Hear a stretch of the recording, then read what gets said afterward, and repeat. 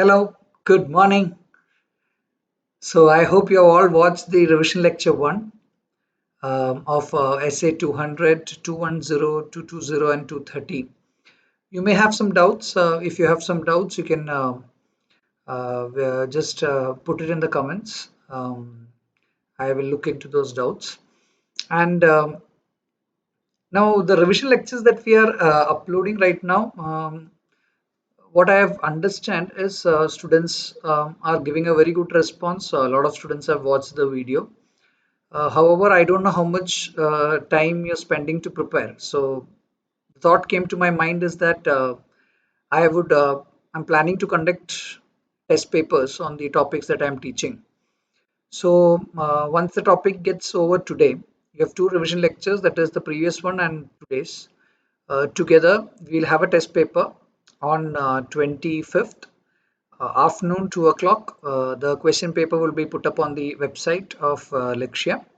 You can download the question paper, write the answers, then I'll discuss the answers in the next revision video. Okay, so when you have a test paper, you become more focused and you will have to prepare. That is why I'm trying to make sure that you prepare, because just listening to the video will not help you. You will have to really work hard and you have to prepare for yourself. Okay, so that is one thing.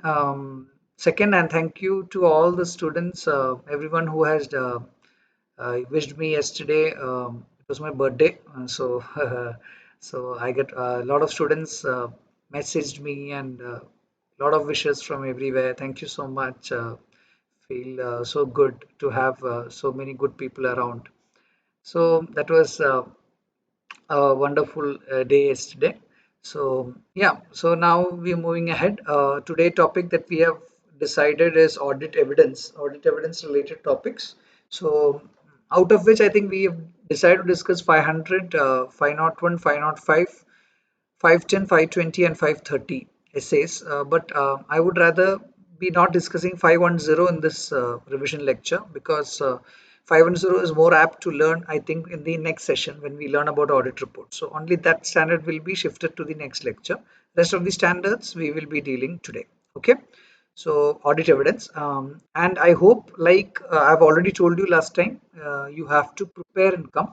You have to read through the topics and come. It's a revision lecture, so it will be more useful for you if you are able to, if you have read it and then you're listening to this revision lecture. Okay, so last time I was very clear about that part. Then book and a pen ready. Yeah, book and a pen is ready. Writing the notes, very very important. Then students were wanting to, get the video, listen to the videos for few times. So the basic idea about the recorded lecture is that you can pause whenever you want, you can write the notes. So all those are the benefits of giving you the recorded lectures, so make use of it.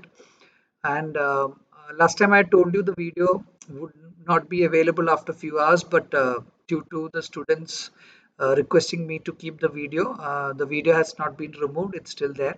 So those who have the link can still watch those videos if you want to watch it again. Okay, and those students who have not watched the part 2, that is, maybe you did not have the idea that there were two parts, so please go through the second part also. Okay, so the video is still available, the revision lecture 1.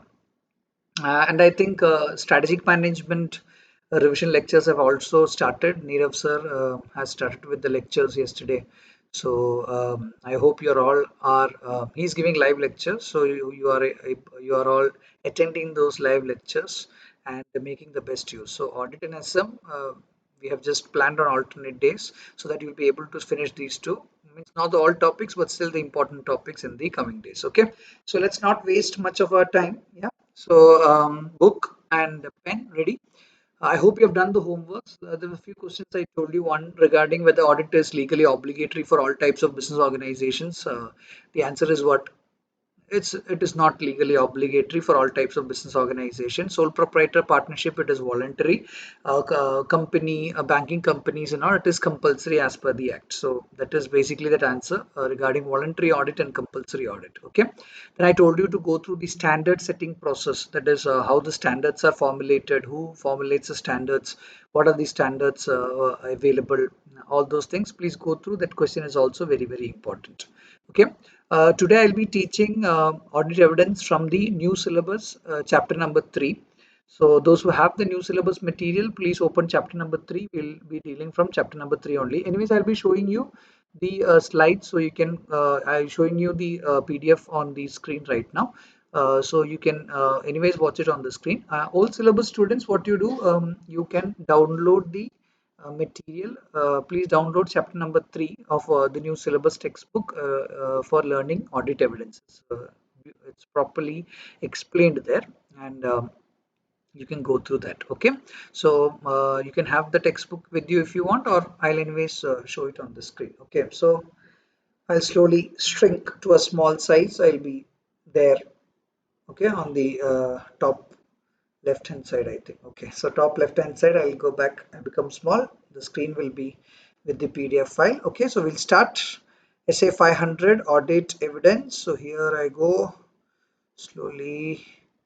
Okay, make me small, not becoming smaller. Yeah, so slowly I'm becoming small. Yes, you get ready with your book and paper. Come on, you get ready with your book and paper.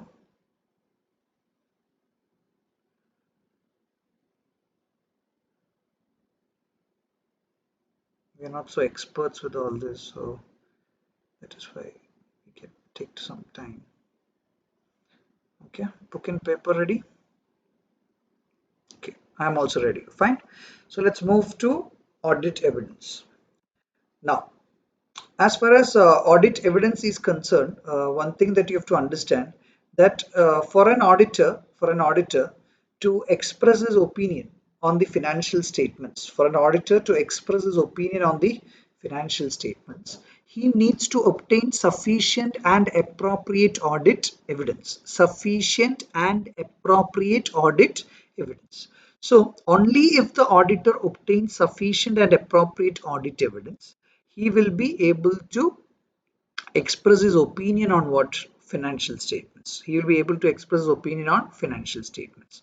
So audit evidence becomes one of the most crucial and important part as far as an auditor is concerned for expressing his opinion on financial statements. Okay, because if you go through the standards on auditing,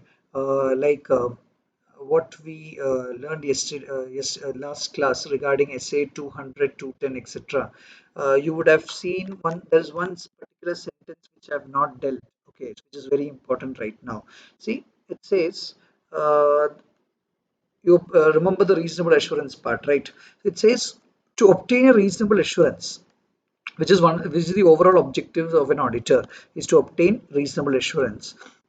Now, to give that reasonable assurance, the auditor shall obtain sufficient and appropriate audit evidence. The auditor shall obtain sufficient and appropriate audit evidence. So basically, if the auditor has to give a reasonable assurance on whether the financial statements are showing a true and fair view, or whether the financial statements are prepared as per the applicable financial reporting framework, he will need sufficient and appropriate audit evidence for coming to such a conclusion. So that is what we are going to deal today. That is, what is the sufficient appropriate audit evidence, and few standards relating to audit evidence. Okay, so let's move on to audit evidence now. So that is why, so look at these are the standards that we'll be dealing with now. Audit evidence. Now, what is audit evidence? Audit evidence, there's a definition. What is audit evidence? Audit evidence. Now, before going to definition, just think for yourself. Now, you are doing your IPCC, right? You're doing your IPCC. You may be doing it because you've cleared your CPT or CA foundation, or maybe you're doing your IPC because you've done your degree and you've done your 9 months of articleship. You're on data entry route, correct? Now, if I ask you, have you really cleared your CPT examination? Have you really cleared your CA foundation examination? If you say yes, one thing I'll ask you is what? I'll ask you, if I ask you the proof of whether you have cleared, give me evidence. What you will do, you will provide the mark list to me. Now that mark list acts as an evidence that you have actually cleared the examination.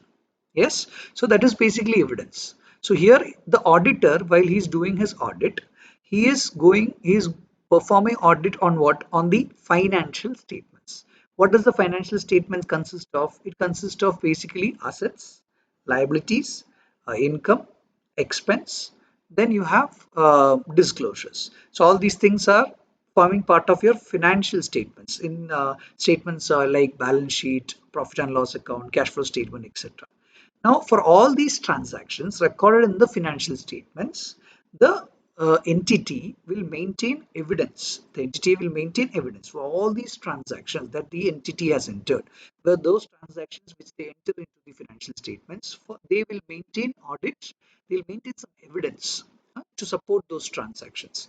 Now, that evidence which is available in the entity, which is supporting the transactions recorded in the financial statements, and that evidence is now used by the auditor to form his conclusion. So basically, it is the evidence which is supporting the transaction in the financial statements.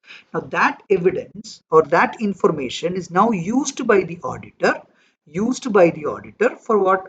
For coming to his conclusion, for expressing his opinion. Now, that is basically called as audit evidence when that information is used by the auditor. See the definition here. It says audit evidence may be defined as the information used by the auditor. It may be defined as the information used by the auditor. So this is the important word. It is defined as the information used by the auditor. Now I repeat, but I'll give you one small suggestion. I always tell this in class. Okay, I repeat that again. So whenever you find a definition in auditing, okay, take a separate notebook or separate area of your notebook and please write down all the definitions there. You need to have a separate set of pages where you will have only the definitions that you learn in audit, so that once you are in a mood to learn the definitions, you should be able to get all the definitions in one place.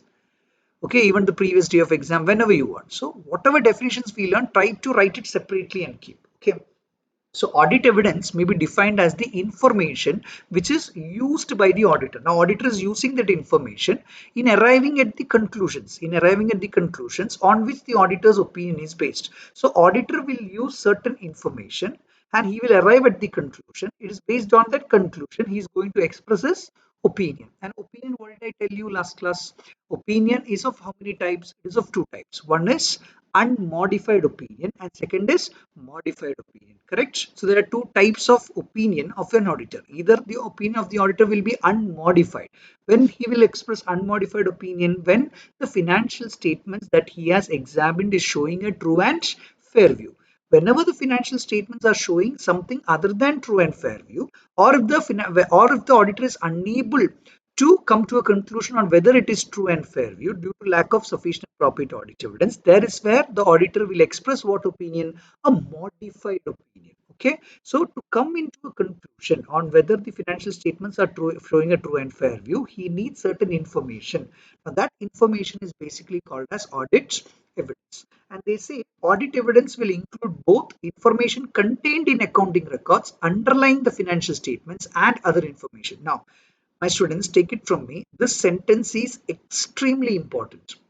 This sentence is extremely important. It says audit evidence it includes both the information contained in accounting records underlying the financial statement. That means whatever has been recorded in the financial statements, for that transactions, for that information, there will be accounting records which proves those financial information in the financial statements. And it is not just the accounting records, also there are certain other information which can also be considered as an audit evidence. Now, what is this other information? They've given you some examples like minutes of meeting. Now, minutes of meeting is a statutory record, correct? Minutes of meeting is a statutory record.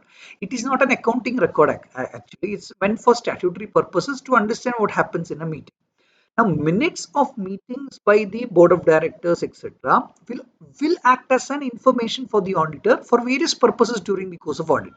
What they're trying to tell you is it's not just invoices, not just bank statements, not just accounting records which are considered as audit evidence. Even certain other informations are also forming part of an auditor's evidence. Do you understand? So just have this definition in mind once again. Shall we repeat it together if you're okay with? Okay. So I'll just read it. You read it with me. Okay. So we'll start. 3, 2, 1. Audit evidence may be defined as the information used by the auditor in arriving at the conclusions on which auditor's opinion is based. Okay, next sentence can come for true or false. Audit evidence includes both the information contained in the accounting records underlying the financial statements and it's and other information.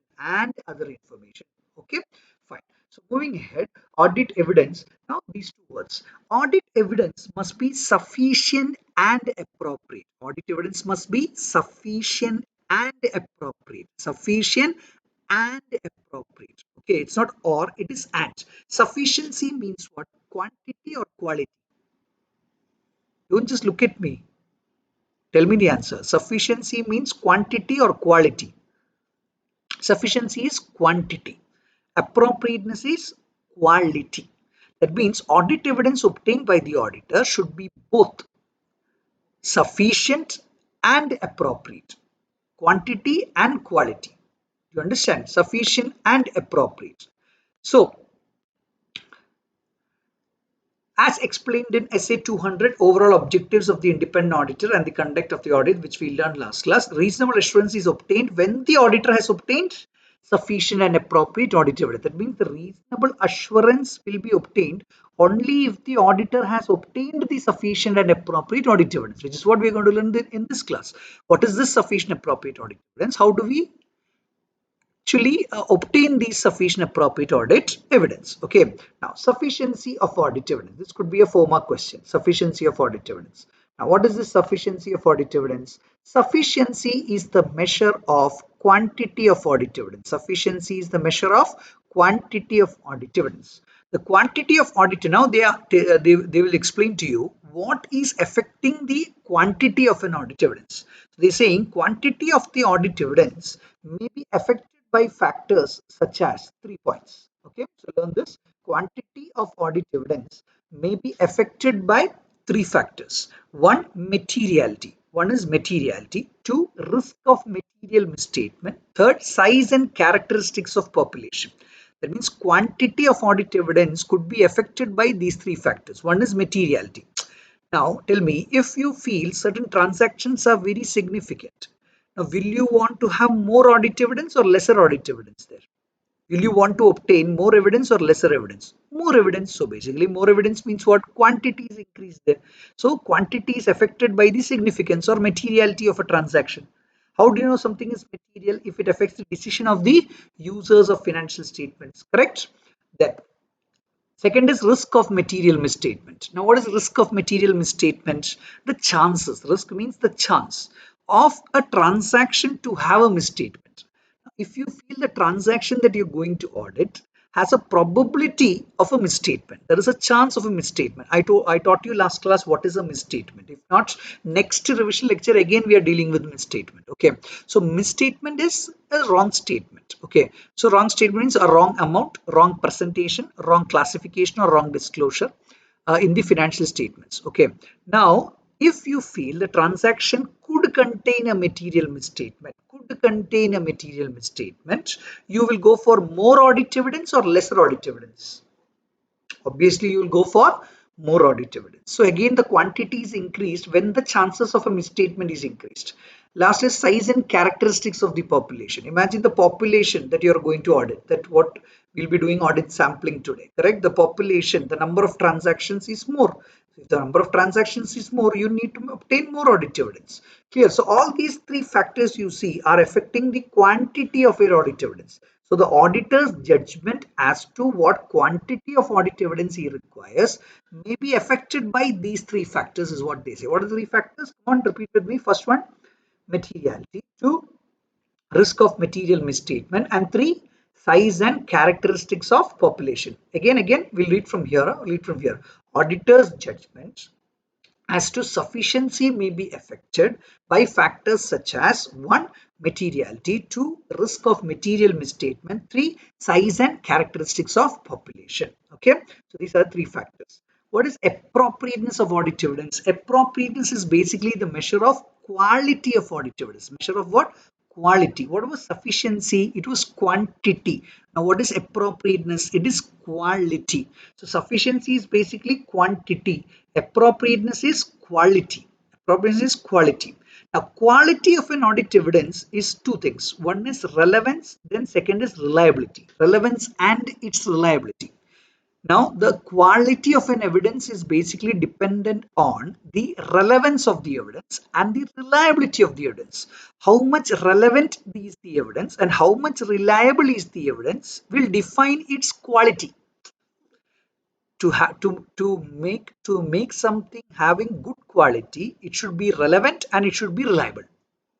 Okay, it should be relevant and it should be reliable. So relevance and reliability is the basic is the factor which is going to affect the quality of an audit evidence. Now, to learn relevance and reliability of audit evidence, now we need to go to understand the classification of audit evidence. Okay, so let's go to classification of audit evidence. Just a little bit ahead is where it is being discussed. So I think you should go to page number 3.3 let's see, 3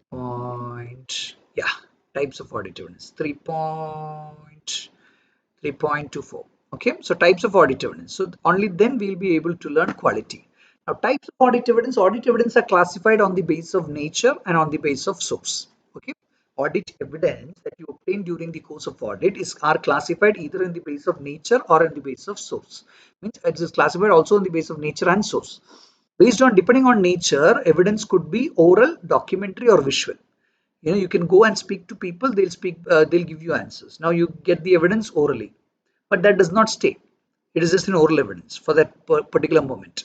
Then you have documentary evidences, invoices, written documents and all that. There are documentary evidence. Then you have visual evidence where you personally go and you view it, like physical verification of inventory, where there is a visual evidence where you are actually looking at the inventory. Correct? That is visual evidence. Okay, so based on nature, it is oral evidence, documentary evidence, or visual evidence. Then based on source, from where the evidence is generated, it is either internal evidence or external evidence, either internal or external. Okay, some evidence generated outside the organization. Tell me, bank statement is what evidence? Bank statement. Yeah, internal evidence. Bank statement is external evidence. Bank reconciliation statement, it's internal evidence, because bank reconciliation statement is generated from within the organization. Bank statement is generated from outside the organization. I hope you're getting the point. Okay, when an evidence is generated from within the organization, it is internal. When it is generated from outside the organization, it is external. Okay, so this is the types of audit evidence. Now, if you know the types of audit evidence, now it will be more easier for us to learn the relevance and reliability.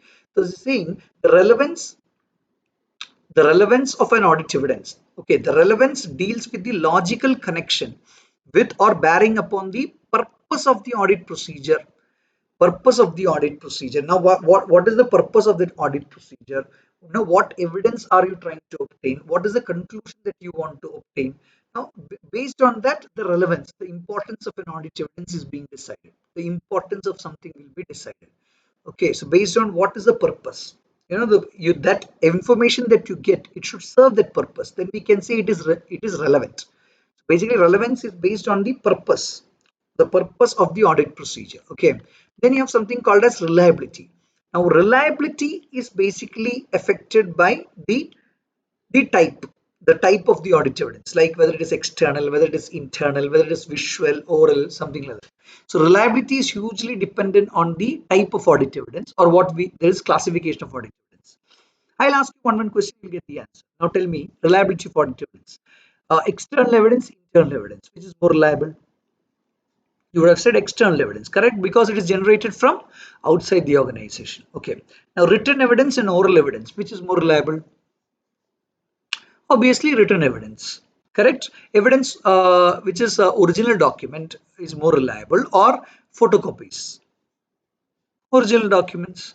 Then evidence obtained directly by the auditor or through the client. Evidence obtained directly by the auditor or through the client. Directly by the auditor. See, these are all the points of reliability. How much reliable is the audit evidence?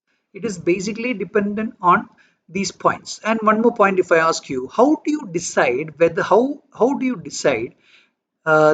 relevant or the reliability of the internal evidence of an organization? How does the auditor decide how much Reliable will be the internal evidence of that entity which he audits. How does an auditor decide how much reliable is the internal evidence of an entity? Okay, if you have tried to guess the answer, you should understand the reliability of internal evidence is dependent on the internal control system of the organization. It is dependent on the internal control system of the organization. That means when an organization has a strong internal control system, the internal evidence are generally reliable. When the organization has a weaker internal control system, the internal evidence reliability will reduce. Imagine cash is being maintained by one person. The same person is maintaining the books of accounts also. Now we can say the internal control system is a little weak there. Now the reliability of the cash, evidence related to cash will slowly be less because of the internal control system being a little weak. You got my point. So these are the 5 points given here. Reliability of audit evidence. Let me tell you one thing, my students. This is one of the most repeated questions in the exam. Reliability of audit evidence. 5 points is given here clearly. Please go through these 5 points. Just pause it. Just pause it. Just read through the 5 points. Okay, read through the 5 points. I'll give you 2 minutes. Just read those 5 points. Come on. I've told you last time. When I say read, read. You're not in front of me, but I can see you. Read, read, read. I'll give you 2 minutes. If you want more time, you pause the video.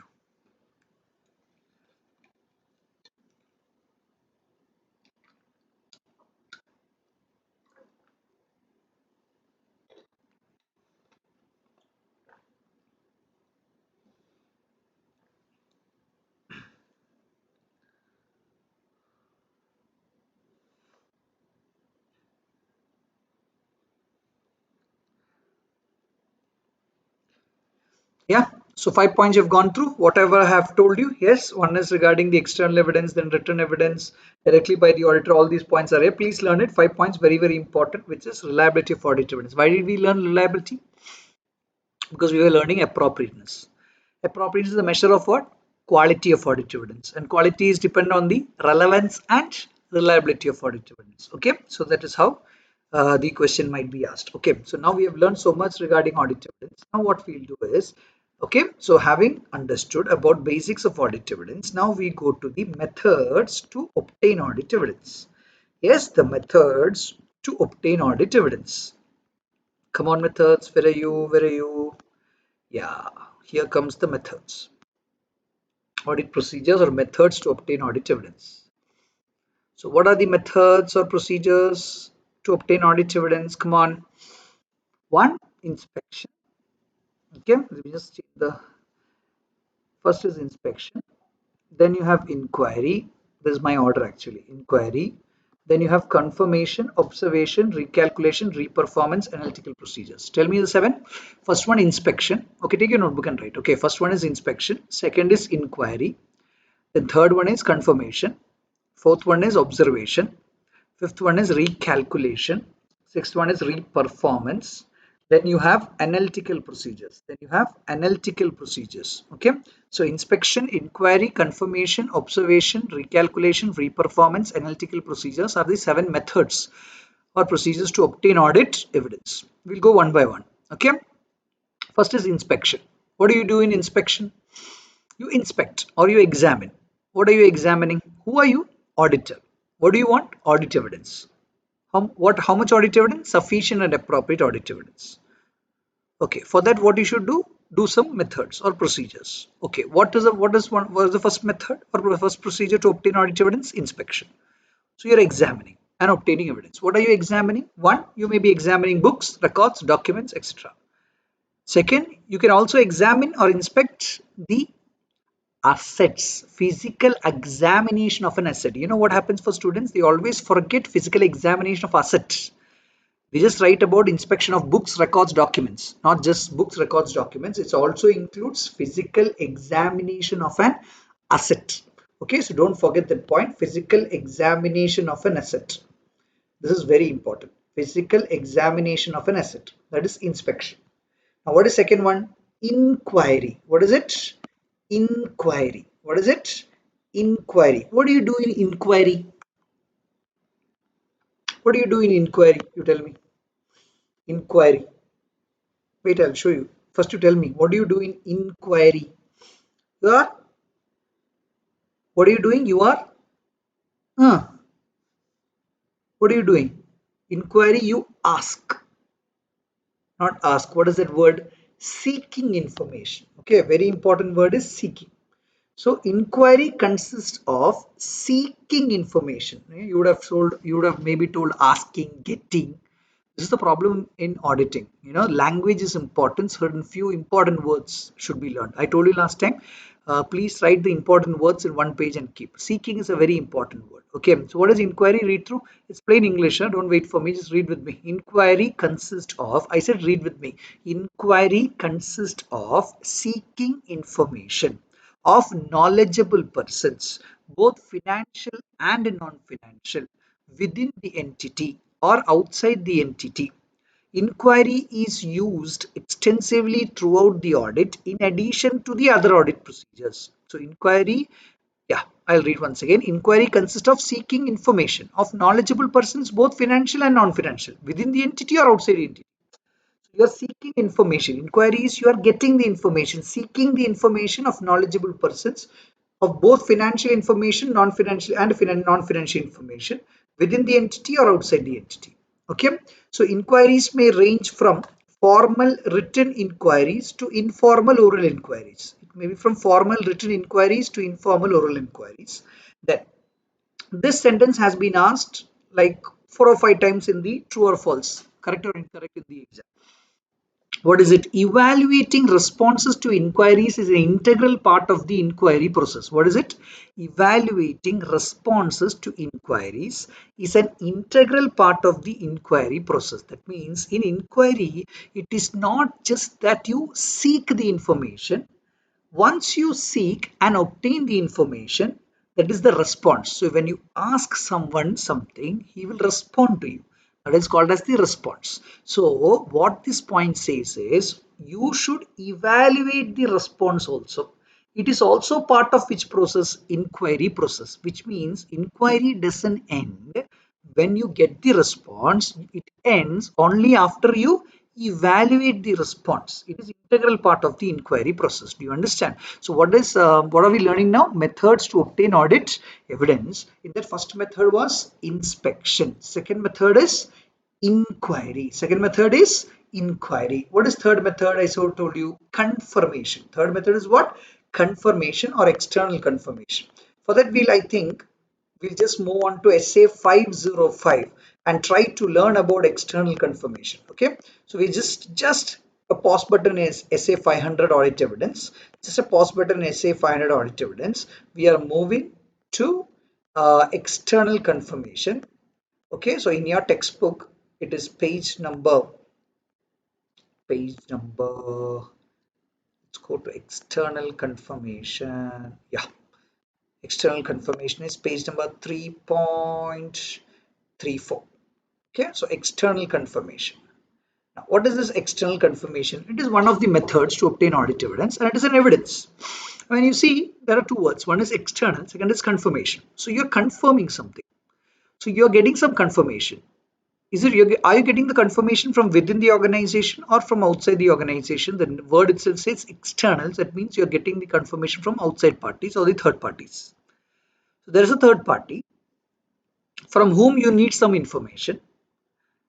So the auditor is trying to obtain the information or the confirmation from the third party. Now the question is, how are you obtaining the confirmation from the third party? Are you requesting the client to obtain the confirmation from the third party and provide the auditor? Or are you directly contacting the third party and requesting the third party to directly give you the confirmation? Please understand the most peculiar part of this particular standard SA 505 or this external confirmation is that here the auditor wants direct confirmation from the third party. It is not through the client. It is direct confirmation from the third party.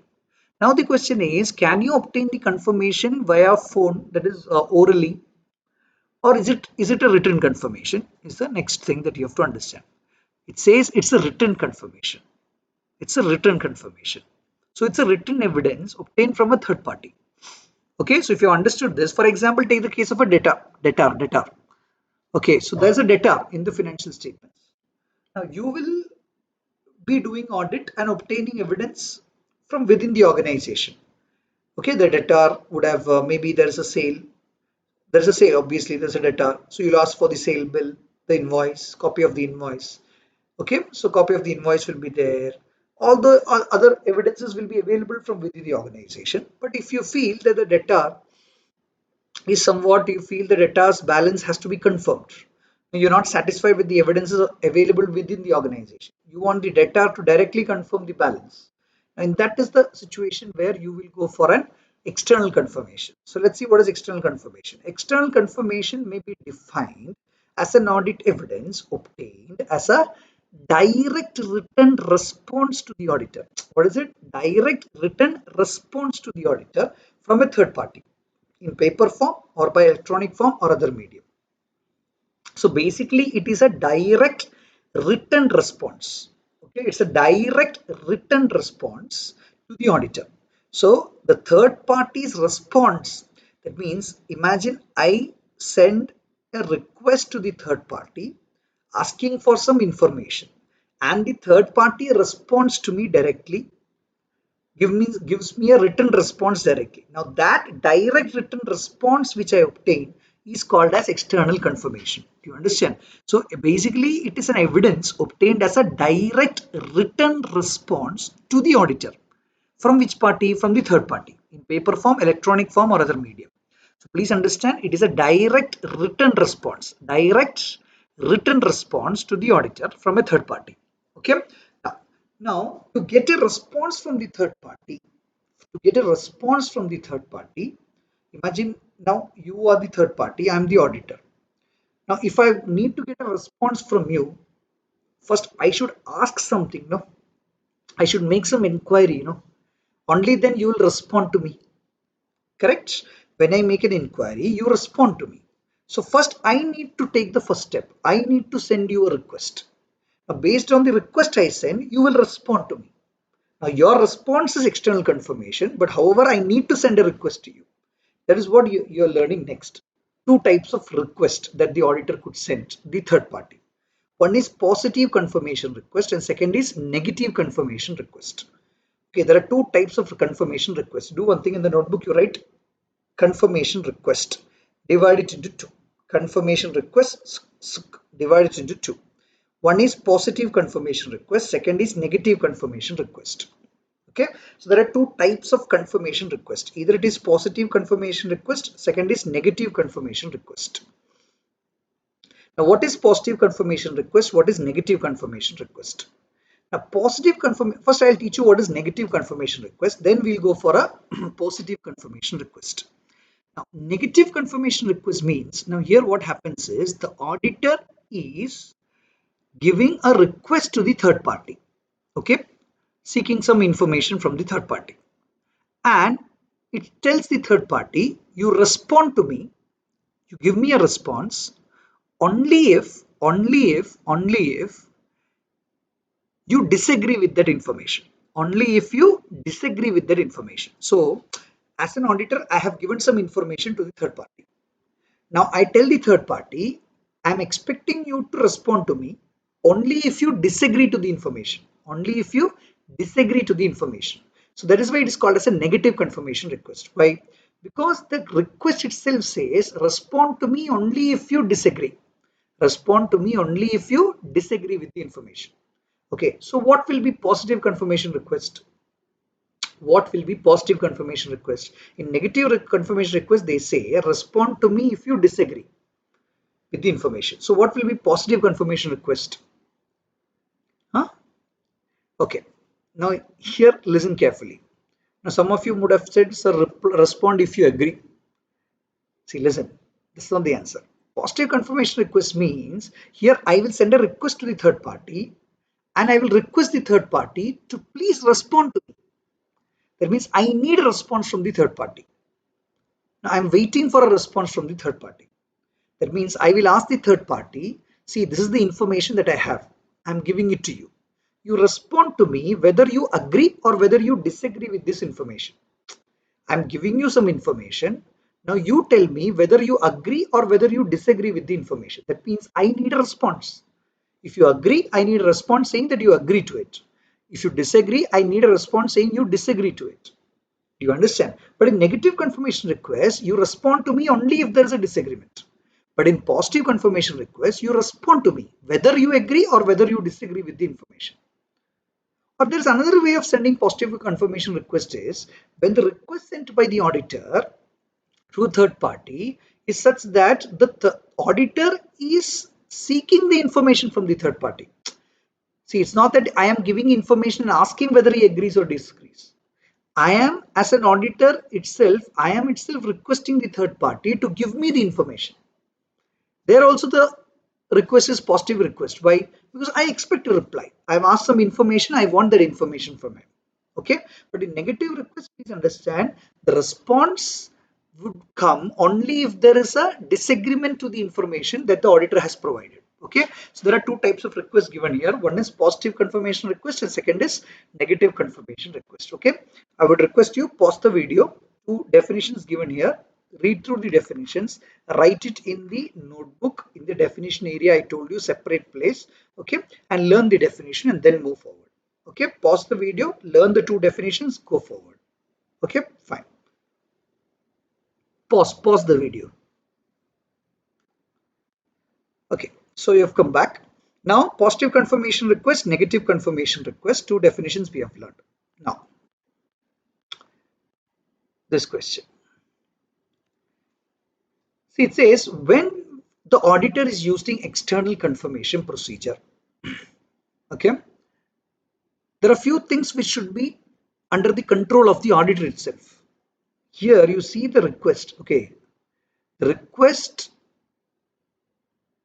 is a, now if you take a definition of external confirmation, you tell me, is it a written evidence or an oral evidence? It's a written evidence. Is it directly obtained by the auditor or through the client? Directly obtained by the auditor. Correct? Is it external evidence or internal evidence? It's an external evidence. So if you have a look at it, it's an extremely reliable audit evidence. It's an extremely reliable audit evidence. So that is why it says to keep the reliability of this evidence, the auditor should maintain control over some of the few aspects of this request that he sends. That means, let me ask you this way. Tell me, when the auditor is sending a request, what information should be included in the request? Should be decided by the auditor or the client? Auditor. To whom the request needs to be sent? Who should decide? Auditor or the client? Auditor. The design of the confirmation request, what should be there in the request, how it should be designed, what all details should be included, whether you should draw a table, give them the it should be like a questionnaire or it should be like something like a check, all these things, the designing of the request, who should take a call, auditor or the client? Auditor. Who should send the request, who should go for follow-up request? Auditor. That is what this is saying. See, the auditor shall maintain control over external confirmation requests. The auditor shall maintain control over external confirmation request, including what? Determining the information to be confirmed, that means, or requested, selecting the appropriate confirming party, designing the confirmation request including properly addressing it, etc., sending the request including follow-up requests. See, all these should be within the control of the auditor. Only then this request will have what? This request will have that reliability. So from what information needs to be sent, to whom the request needs to be sent, how the request needs to be designed, when it should be sent, how is the follow-up to be done, everything should be within the control of the auditor, is what it says. The procedure, the whole external confirmation procedure should be within the control of the auditor. You understand? Fine. Then, now revision lecture, I'm not going through everything, so you understand. Then this question is asked in the exam. Factors to consider when designing confirmation request. That means if an auditor is designing a confirmation request, when the auditor is designing, where did you see this designing the confirmation request? Just above, when we learned what all should be within the control of the auditor, one point was designing the request. Auditor will design the request. So what are the factors that affects the auditor when he designs a confirmation request? Okay, I hope, just take your notebook. Just take your notebook. I'll give you the points in different order so that we can remember easily. Okay, so factors which affects the design of confirmation request. First point is layout and presentation of the confirmation request. Layout and presentation of the confirmation request. What is it? That means what should be the layout? What should be the way of presentation of the request? Every request will not have the same layout and presentation. So when you design the request, you need to decide what should be the layout, what should be the presentation of the request. Okay, that is point number one. Point number two, assertions being addressed. Assertions, see, assertions being addressed. This is point number two, assertions being addressed. So what is assertions? That I'll deal in a different class. Okay, assertions, not now. Assertions being addressed. Okay, if students know it, well and good. If you don't know it, not today. Okay, not this lecture, some other lecture. It's not because I don't know. I know what is assertions. Do you understand? It's not the time to learn the assertions. We'll learn it later. So this point you keep it on hold. Assertions being addressed. Next point you write, third point, ability of confirming party to respond. Ability of confirming party to respond. Ability of confirming party to respond. That is third point. Okay, that means what is the ability of the intended party to respond? Now, do you think the third party will respond or not? Based on the ability of the third party to respond, your layout and presentation would change. Okay, that is ability of confirming party to respond. The next point, method of communication. Method of communication. Obviously, if you're sending a letter, the design will be different. If it's an email, the design will be different. Basically, the method of communication has a role to play in the design and design of the confirmation request. I hope you're understanding. We are learning designing the confirmation request. Design. Okay. So layout and presentation, assertions being addressed, ability of confirming party to respond. Then it was a method of communication. Next point is management's authorization or encouragement to the confirming party to respond. Management's authorization or encouragement to the confirming party to respond. It is as simple as if the management is encouraging the third party to respond, if management is authorizing the third party to respond, the chances of the third party to respond becomes high. So likewise you can design the request. Okay, that is basically management's authorization or encouragement. Next point is prior experience. Prior experience on the audit or similar engagements. Prior experience on the audit or similar engagements. The auditor's prior experience. He will have his own experiences which will help him to design the request. Okay, and the last point is specific identified risk of material misstatement. Specific identified risk of material misstatement. What is specific identified risk of material misstatement means? It means if you feel the risk of material misstatement is high, you should be design the request in such a manner that you get a response. Like it is better to prefer what positive confirmation request. Do you understand? So these are the factors which are affecting the design of confirmation request. Okay, you got those points? Yes. If you take the first letters of every point, you will get the word LAMPS. LAMPS. LAMPS. Correct. L for layout and presentation. A, 2 points. Ability, assertions being addressed, ability of confirming party to respond. M, method of communication, management authorization. P, prior experience. S, specific identified risk of material misstatement. This is LAMPS. Okay, so that which just to make you remember, let me tell you one simple sentence. When you design the confirmation request, you will require LAMPS. Okay, you will require LAMPS. Okay, LAMPS is the word. Okay, so don't forget factors to consider when designing the confirmation request. Now, the last part of the discussion here is in external confirmation is now let me tell you. Imagine that as an auditor, you have decided to send an external confirmation to a third party, say a debtor. Okay, so debtor's balance is it looks a little huge. and looks pending for a long time. So you want to send a confirmation to the debtor, external confirmation. You need a response from the debtor. Now you approach the management and request few details of the debtor, address, such some details. And you know what the management says? The management says that we will not provide you the information. The management is not allowing the auditor to send a confirmation request. The management is not allowing the auditor to send a confirmation request. The management says don't send. It is refusing the auditor to send a confirmation request to the third party. The management is refusing. What will the auditor do now? When the management refuses the auditor to send a confirmation request, what should the management do now? Yes, you would have got many answers in your mind. Disclaimer, withdraw from the engagement. Yes, do some other procedures. Correct. Now let's see, it's most important. See the heading: management's refusal to allow the auditor to send a confirmation request. It says if the management is refusing the auditor to send a confirmation request, the first simple thing that you should do is you should ask them why. When somebody refuses, you are first ask them why are you refusing? Give me the reason. There should be some reason why you refuse me. Imagine the management says, see, there's a legal dispute happening with the debtor.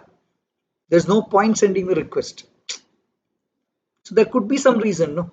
So first you ask the reason. Don't just jump into disclaimer, adverse opinion, resigning from the audit. Okay, if somebody says don't send, first you ask why, the reason. Okay, so inquire as to management's reasons for the refusal and seek audit evidence as to validity and reasonableness. So when the management is giving some reason, you check the reason, whether it is valid and reasonable. Then evaluate the implications on this on your risk of material misstatement. Right now, you'll not understand this. We'll see this later. Okay. When I teach you risk of material misstatement, you can come back and read. That means when the management refuses, how much it has impacted the overall risk of a material misstatement. The chances of a material misstatement might be increased when the management is refusing the auditor to send a request. Okay, then perform alternative audit procedures. Please underline the word alternative. Please focus on the word alternative. Now, now if you would have come across, sometimes the word uses additional audit procedures, sometimes it uses alternate audit procedures. What is the difference here? See, you use the term alternative audit procedures when one of the methods or procedure that you used is not happening. You cannot perform it. Now you need to perform something else other than this. That is where you use the word alternative audit procedure. When do you use additional audit procedure? When you've already done something and you're not satisfied with it, you want to do more. Additionally, you want to do it. That is when you use the word additional audit procedures. Do you understand? So when you wanted to send external confirmation and due to some reason the confirmation cannot be sent, okay, then you go for another procedure, that is alternative audit procedure. Okay, so 3 points they've given. One, you ask the reason, check the validity of the reasons, then check the implications on the risk of material misstatements, perform alternative audit procedures to obtain audit evidence. Okay, do these three. Then if the auditor concludes that management's refusal to allow the auditor to send a confirmation request is what? Unreasonable. If the auditor concludes that the reasons are unreasonable or the auditor is unable to obtain relevant and reliable audit evidence from alternative audit procedures. What is this relevant and reliable audit evidence? Quality evidence. Okay, if auditor is unable to obtain quality audit evidence by performing alternative procedure, then the auditor shall inform this to whom? Those charged with governance. I told you last class, 3 levels. First level is those charged with governance, then you have management, third is what? Employees. Mostly we deal with whom? Management. If there is an issue, then we go to whom? Those charged with governance. There are few things directly communicate to whom? Those charged with governance. So here they are saying if you are unable to obtain quality audit evidence by performing alternative procedure, or you are not actually happy with the reason given by the management, you go and inform those charged with governance, and then you see how it is going to implicate or there is a effect on your auditor's opinion. Do you understand? Because this question is asked a number of times in the exam, because most of the students will go for a disclaimer when they read the question saying that management is not allowing to send a confirmation, which means that we are not obtaining audit evidence. We go for disclaimer. No, some students will like withdraw. because we ask something, they're not allowing us to do it, then it's better to move from there, resign and go. No, no, you don't just like that resign. You have a lot of things that you can do and try to obtain audit evidence. Do you understand? External confirmation is not just the final method to obtain audit evidence. You can use alternative procedure. Okay, so I would suggest that you write this down in your notebook, the whole thing. Okay, this whole thing I would suggest you write it down somewhere, because this is mostly a question in the exam, most probably a question in the exam. Okay, so I would suggest that you take this down in your notebook. Okay, you can pause the video and take this down in your notebook before moving forward. Okay, pause.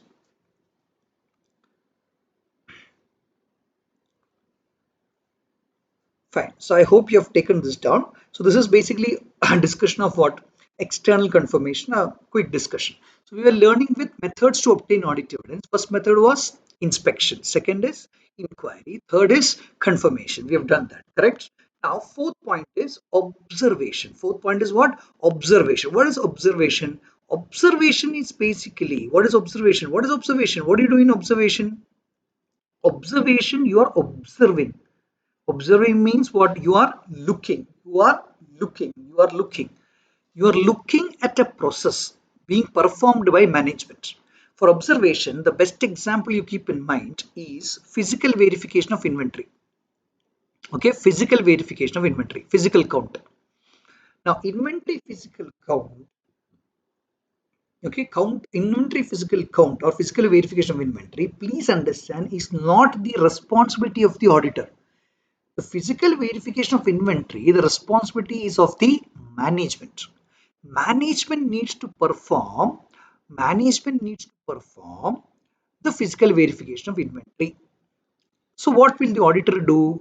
Auditor needs to be present on the day on which physical verification is conducted by management, and he will be acting as an observer. He will be acting as an observer, and he will observe, look at the process of physical verification performed by the management. This is basically called as what? Observation. This is basically called as observation, where you are observing a process being performed by management. You are observing a process being performed by what? Management. Do you understand? Observing a process being performed by management. Looking. That is basically observation. Looking at a process being performed by management. Now, to learn the process of observation, we can go to essay 501. Essay 501, that is audit evidence hyphen specific consideration for selected items. This is essay 501. Audit evidence hyphen specific consideration for selected items. So basically, this standard is focusing on two things. Okay, one is specific consideration for selected items. Let's see what are the three items selected in this standard for which they are going to teach you audit evidence. Okay, first item that is selected is inventory. Second item selected is litigation and claims. Litigation and claims. Come on, litigation and claims. And third item is segment information. So understand there are three items here. Okay, the standard is going 501. The standard is dealing with three items. One is inventory, second is litigation and claims, and third one is what? Segment information. Inventory, litigation and claims, segment information. Now, what evidence of the inventory you need to obtain? Existence and condition. Existence and condition. Now, this is basically your specific consideration. So inventory's existence and condition evidence needs to be obtained. What evidence regarding litigation and claims you should obtain? Completeness. Completeness. Completeness. Completeness of litigation and claims. You need to obtain evidence on the completeness of litigation and claims. Completeness. Completeness. Okay. Now, next, segment information, you need to obtain evidence on the presentation and disclosure. Presentation and disclosure. So you see there are three items. One is what? Inventory. Second is litigation and claim. Third is segment information.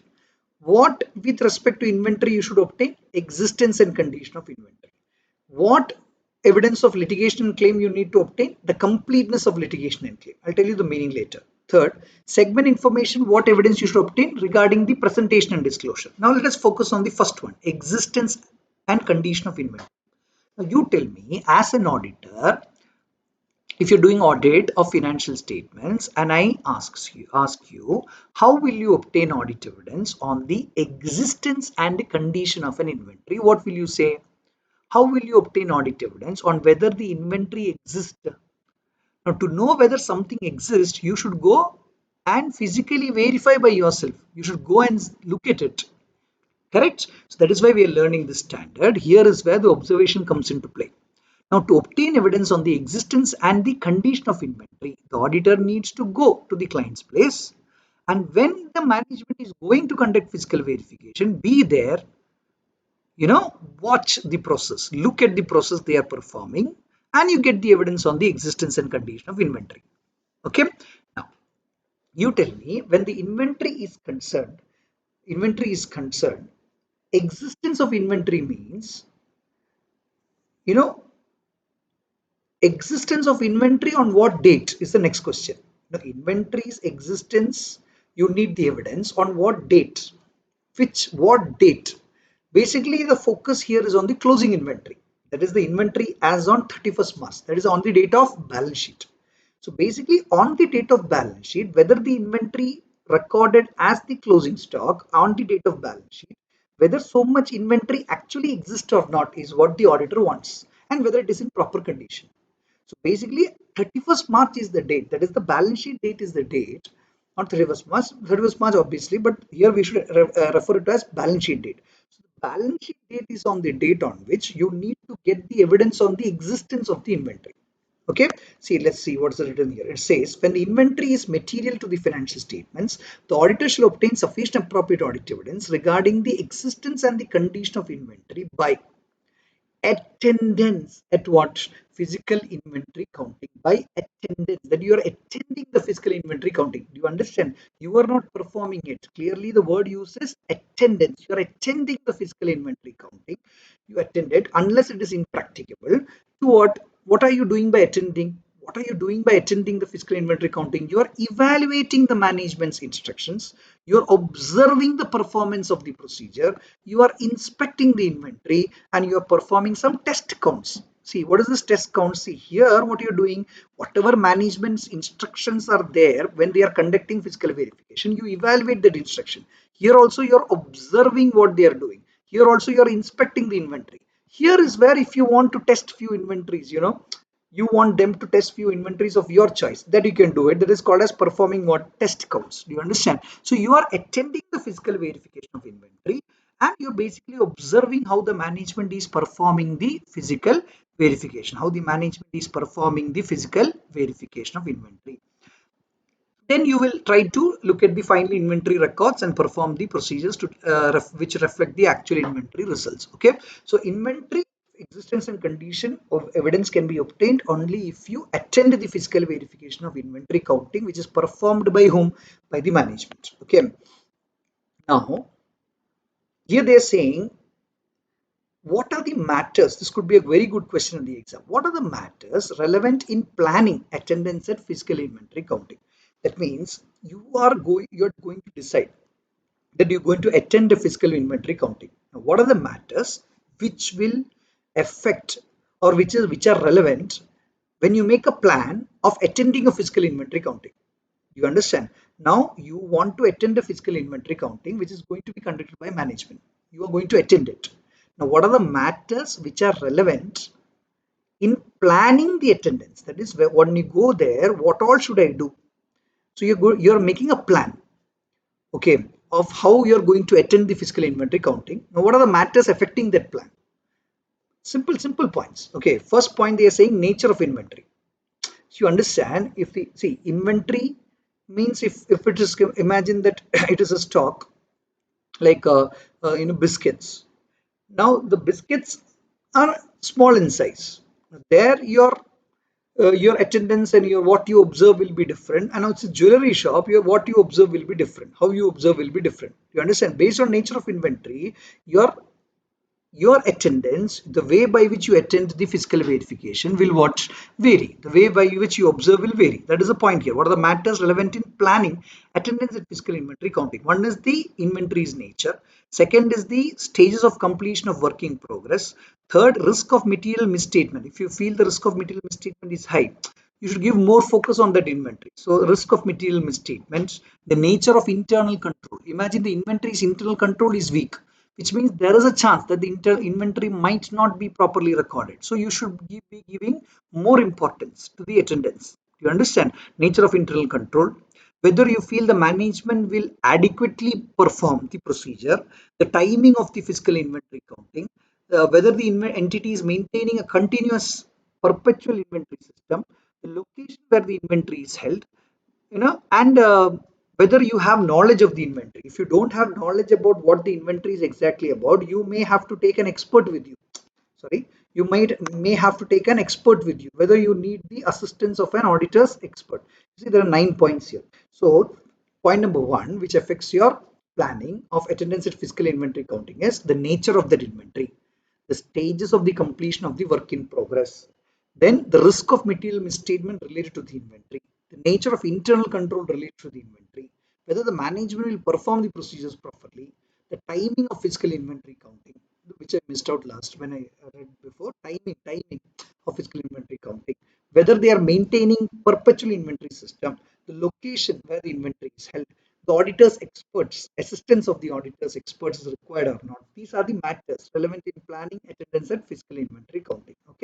Okay, you can go through these points, write these points. I think once you finish everything, last you go and learn these points. Not now, last you come back and learn these points. It'll be more easier for you. Okay, now various situations are being dealt here. One, fiscal inventory counting is conducted other than the date of financial statements. Generally, the fiscal inventory counting needs to be conducted on the date of what? Financial statements. Who should conduct? Auditor or management? Management. What should the auditor do?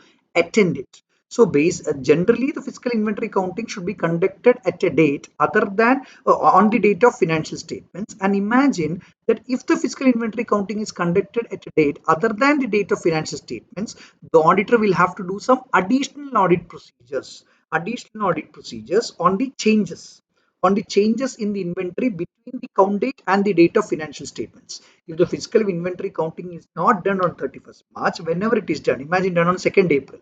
So whatever changes have happened on 2nd April from 31st March, the changes will have to be audited by performing some additional audit procedures, because we need the existence on 31st March, that is date of balance sheet. Now, if the auditor is unable to attend fiscal inventory counting due to unforeseen circumstances, what he will do?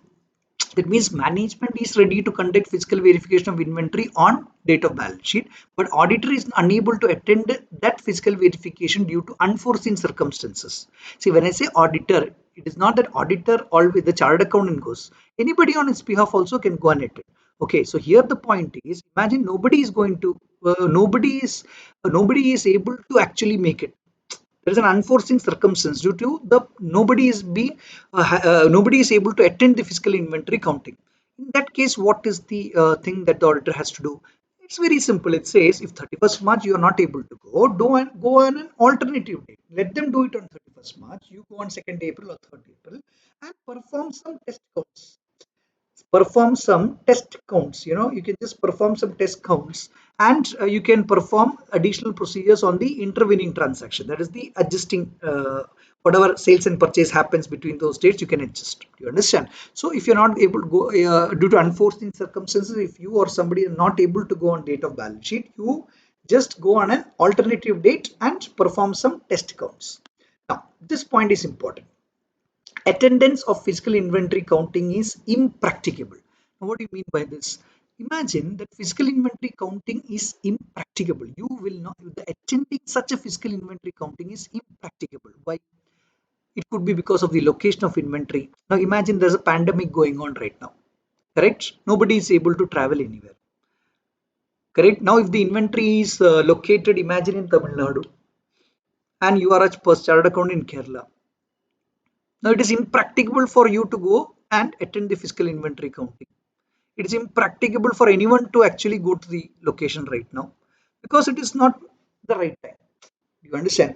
So basically, the location of the inventory, the nature of the inventory, imagine it is hazardous to the health of the auditor. It is the auditor will, it is very it is the it will affect the health of the auditor. So these are the impracticable situations. Generally we say it is basically based on the nature and location of inventory. Imagine the nature of inventory such that the auditor will not be able to physically, be present there and understand the physical verification of inventory happening. It is impracticable for him. In that case, what he will do, he will have to perform some alternative audit procedures to obtain audit evidence, and then based on the alternative procedure, he will have to express his opinion. So please understand, impracticability is a very, very important situation. Do you understand? Please understand one point.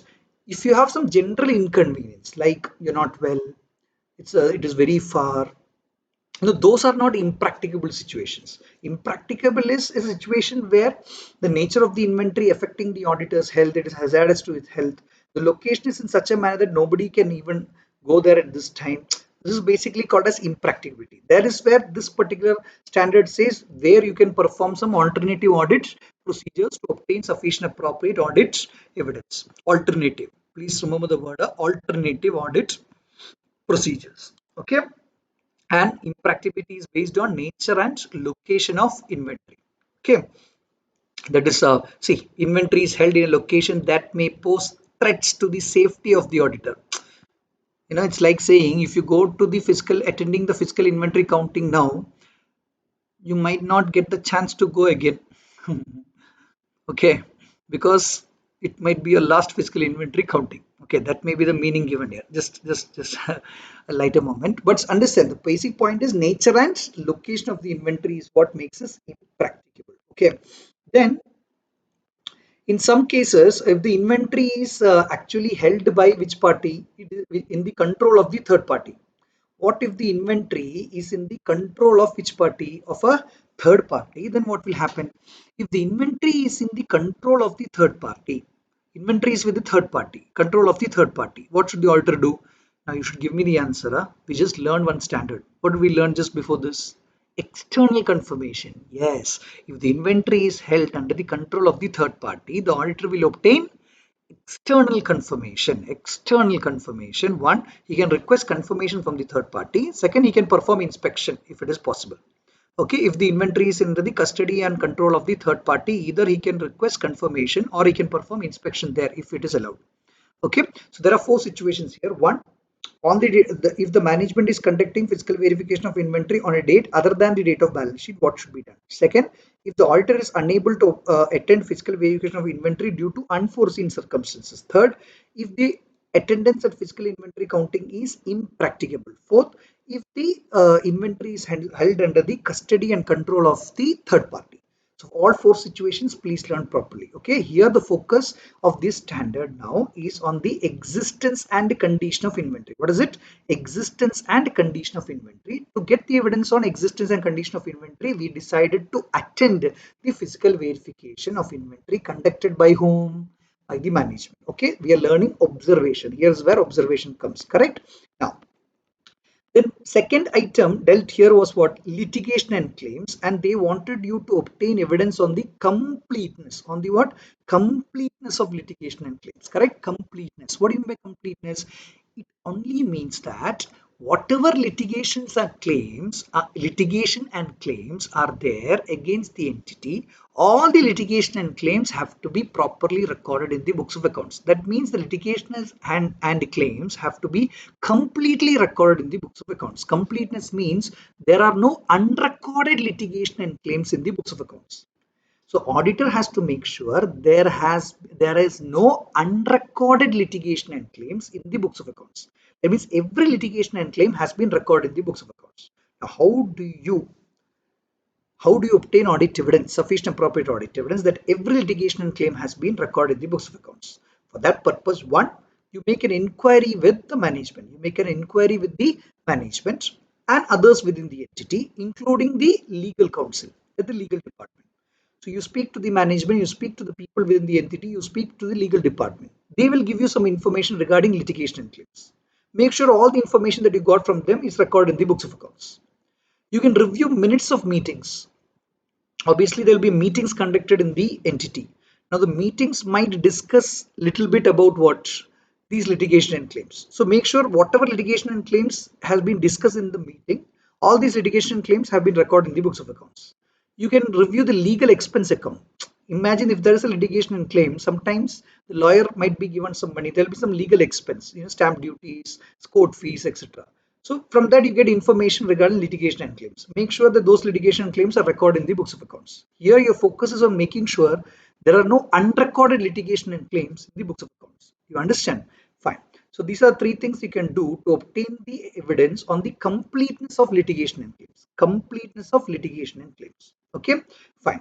Here they are telling you about some situations where you feel the risk of material misstatement if it is high, and you want to have a direct communication with the legal department of the entity. Now, entity will have a legal department, a legal counsel. Yes, imagine they have an external legal department. There's a difference between in-house legal counsel and external legal counsel. In-house means their own legal counsel. External legal department means external people who just come for the litigation and claim. They are not within the organization. Now, imagine if you feel the risk of material misstatement is high and you want to directly contact the external legal department, or you want to have a word with the external legal department, you may do so. You can request the management to give a permission to contact the external legal department. You can send them some external confirmation, you can send them some inquiries and get replies from them. And if in case that is not possible or you're not able to do it, it may also lead to affecting your opinion on the audit report, which is purely properly given here. So I think you can just go through these points. It's very simple and plain English. Okay, so these are the two things. Third, segment information, not that relevant, it's not given, it's not so much relevant for the IPC. So understand these are two things. One is inventory, second is litigation and claims. Inventory, existence and condition of inventory, you need to obtain audit evidence, and second, completeness of litigation and claims. Okay, so this is essay 501. So coming back to the methods to obtain audit evidence. If you roll your pages, we are learning methods to obtain audit evidence. In that, first method was what? Inspection. Second was inquiry. Third is confirmation. Fourth is observation. For confirmation, we learned which standard? Essay 505. For observation, we learned which standard to understand observation? Essay 501. Do you understand? So inspection, inquiry, confirmation, observation. Fifth one is recalculation. Fifth one is what? Recalculation. Right there. Recalculation. What is recalculation? So something has been calculated. You again calculate it. So who has already calculated it? It has been already calculated by whom? By the management. Now, what is auditor doing? He is recalculating it. Why? To check whether the calculation done by the management is correct. That means to check the arithmetical accuracy. To check the arithmetical accuracy of some transactions, you again calculate it. Now that is called as recalculation.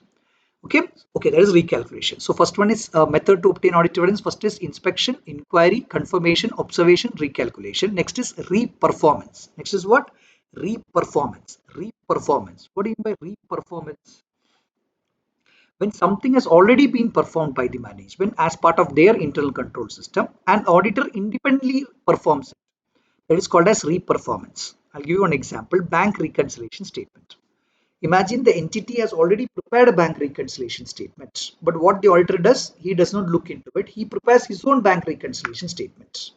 Now this is called as reperformance, something which the entity has already performed and you again perform it as for your purpose. Now that is called as reperformance. Okay, and the last and seventh method is analytical procedures. What is seventh one?